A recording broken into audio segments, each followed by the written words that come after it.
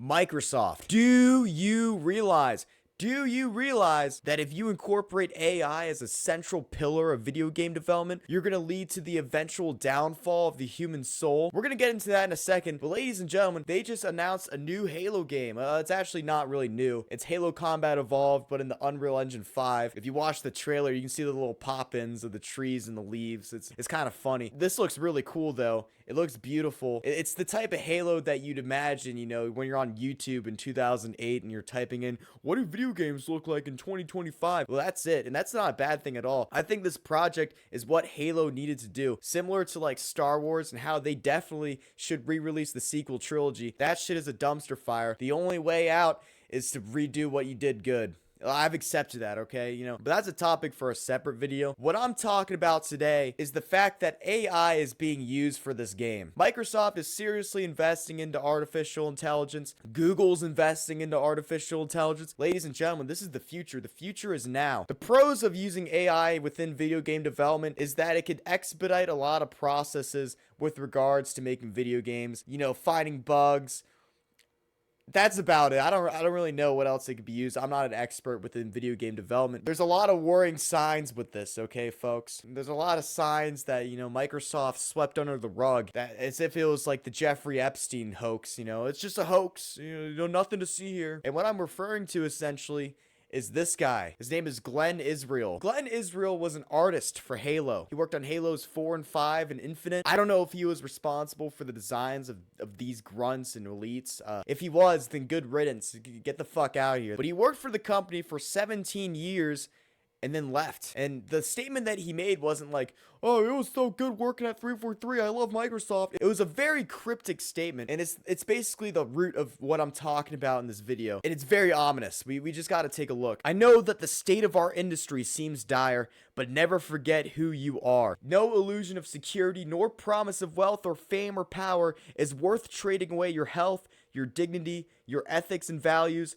and no one can force you to. Stay strong, take evidence when necessary, and find where you belong. I'm not trying to sound like Dr. Phil. I don't want to psychoanalyze this dude's statement based on a bunch of words I saw in an article, but you can tell that there's some, let's just say, some ethical problems that may have happened during the end of his tenure at 343. This isn't the type of message you say when you retire from the industry or any job for that matter. This is if you're trying to start a movement, you know what I'm saying? And we look at his job, he was an artist, and we look at the current ethical issues and things surrounding art right now. Is he not talking about AI?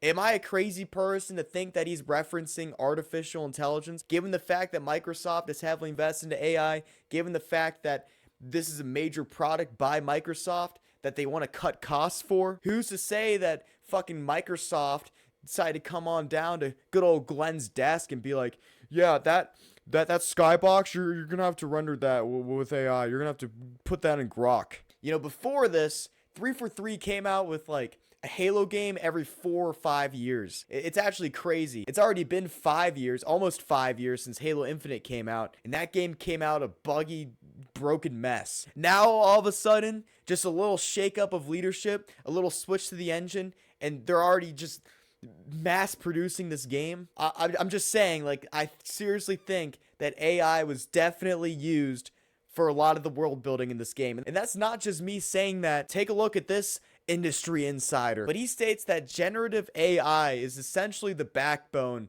of this Halo project and all Halo projects moving forward. And, it's one thing if you have an AI serve as a library tool, but Mr. Reb says that this AI is being used for world building, terrain generation, how the enemies and NPCs interact.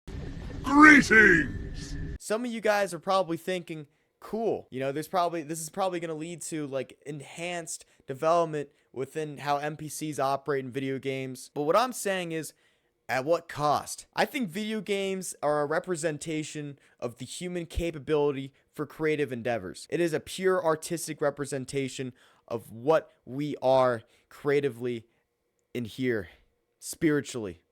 And if we just have all these technological shortcuts, and I'm not talking about searching for code, I'm not talking about the library tools, I'm talking about, using these shortcuts to generate the video game itself. At what point do video games stop becoming a representation of humanity and instead fully transition into becoming a soulless product for people to goon and consume to. At least with the battle royale craze, that hit the late 2010s and early 2020s, while a lot of those battle passes were cash grabs, it was at least stitched together by Homo sapiens, working together from various different backgrounds to make one product, to make a work of art. The point is, I don't know where the fuck this is going. I don't think anyone really knows where this is going. But we're at the point of the science fiction novel where we have to really just take a step back and realize, like, this is kind of fucked, okay? This is kind of a can of worms we're dealing with. This is an issue that's beyond modern gaming, that's beyond all of these AAA publishers and developers being stupid. This is a war